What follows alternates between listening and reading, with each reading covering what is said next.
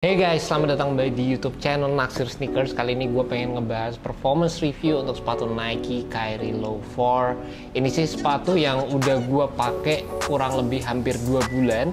Dan gue main di lapangan indoor sama di lapangan outdoor juga. Sepatu yang udah nemenin gue cukup lama. Dan kali ini gue pengen bahas full detail ke kalian.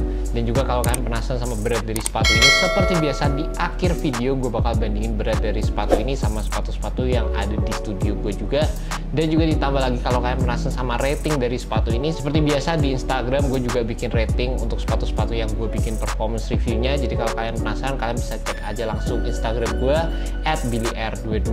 Yang pertama langsung aja kita bahas dari segi tractionnya dulu. Traction yang ada di sepatu ini sih mirip banget atau bisa dibilang sama dengan sepatu Nike Kyrie 7. Menurut gue sih tractionnya bener-bener solid. Oke, gue bener-bener suka sama traction yang ada di sepatu ini, sama aja seperti yang ada di sepatu Nike Kyrie 7. Gue main di lapangan indoor, oke banget. Gue main di lapangan outdoor juga oke. Traction yang ada di sepatu ini merupakan computational design, jadi merupakan scientific data dari pergerakan Kyrie di lapangan, dan mereka ngebuat traction dari sepatu ini tuh berdasarkan data tersebut. Jadi jelas menurut gue sih udah bisa dibilang nge-grip banget, enak juga dipakai, dan dengan penggunaan data seperti ini mereka bisa bikin pola traction yang cukup renggang-renggang. Jadi ini bakal berpengaruh terhadap overall berat dari sepatu ini juga, sehingga mereka bisa bikin sepatu yang cukup ringan. Dan juga di samping itu sepatu ini ya tractionnya bisa gue bilang cukup tebal, dan juga sepatu ini menggunakan XTR guys.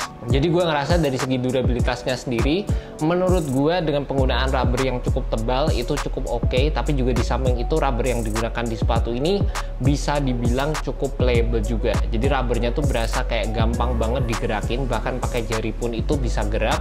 Jadi ya dari segi durabilitasnya sendiri menurut gua nggak begitu terlalu durable guys. Tergantung dari intensitas permainan kalian, dan juga tergantung dari pola lapangan yang kalian pakai juga. Dan juga lanjut kita ke bagian cushion dari sepatu ini. Menurut gua cushionnya B aja. Gue sih waktu pertama dapat sepatu ini gue rada skeptis, karena di seri sebelumnya kita ngedapetin zoom unit di bagian heel sama di bagian forefoot, dan di sepatu ini kita sih mostly mendapatkan zoom unit di bagian forefoot aja, plus ditambah lagi kita akan mendapatkan Cushlon setup. Cushlonnya itu ternyata cukup oke, di luar ekspektasi gue. Secara masih bisa ngasih gue sensasi yang cukup soft di sepatu ini. Dan juga untuk zoom unitnya di bagian depan, karena zoom yang digunakan di sepatu ini juga bukan yang tebel-tebel banget. Jadi secara dari segi sensasinya sendiri berasa cukup minimal guys. Secara overall ini sih masih merupakan sepatu yang identik sepatu-sepatu Kyrie pada umumnya. Setupnya merupakan setup yang low profile. Jadi buat kalian para pemain yang mengutamakan kecepatan, kalian pemain muda yang nggak terlalu membutuhkan cushion, ini sih merupakan sepatu yang cocok buat kalian. Untuk materialnya sendiri menurut gue sih sepatu ini menggunakan material yang standar aja seperti sepatu-sepatu zaman sekarang. Sejujurnya gue suka banget sama looks dari sepatu ini, karena dari penggunaan materialnya ini berasa kayak futuristik banget. Kalian bisa lihat di sekujur material uppernya sendiri, ini tuh kayak ada kotak-kotaknya gitu. Menurut gue sih keren. Dan juga dari segi colorway sendiri nggak perlu ditanya lagi. Cuma dari segi overall feel dari materialnya sendiri gue sih kurang begitu suka, karena berasa cukup plastiki. Tapi dari segi breathability ini juga cukup oke, karena di bagian samping dari sepatunya di sini ada material yang see-through, sehingga ini bagus banget dari segi memberikan ventilasi buat kalian. Dan juga untuk overall fitnya sendiri menurut gue sih sepatu ini fit true to size, rada beda sama sepatu Kyrie 7, dimana gue ngerasa gue masih bisa naik setengah size. Sepatu ini tuh fitnya oke, dan buat kalian para wide footers atau kalian memiliki kaki yang lebar, kalian bisa beli true to size juga. Di bagian depan sini menurut gue ada ruang yang cukup oke guys. Di samping itu gue cukup suka dengan fit yang dikasih di sepatu ini di bagian tengah sini. Cuma di bagian depan sama di bagian belakang dari sepatunya sih gue ngerasa ini seharusnya bisa lebih oke. Jadi pas gue tali sepatunya dengan benar-benar kencang, gue ngerasa di bagian depan sini materialnya tuh berasa jadi kayak bubbly gitu guys. Jadi kayak ada ruang ekstra di bagian forefoot. Jadi tuh gue ngerasa kurang begitu nyaman. Dan juga di bagian belakangnya sendiri, di sini paddingnya itu nggak terlalu banyak. Jadi pas gue pakai sepatu ini gue ngerasa sering terjadi heel slip. Jadi gue harus sering-sering adjust tali sepatunya. Dan yang gue cukup suka sebenarnya di bagian depannya sini, di sini ada dua TPU piece yang ini berfungsi untuk memberikan kita lockdown, dan juga berfungsi untuk menjaga kaki kita agar tetap berada pada posisi yang seharusnya.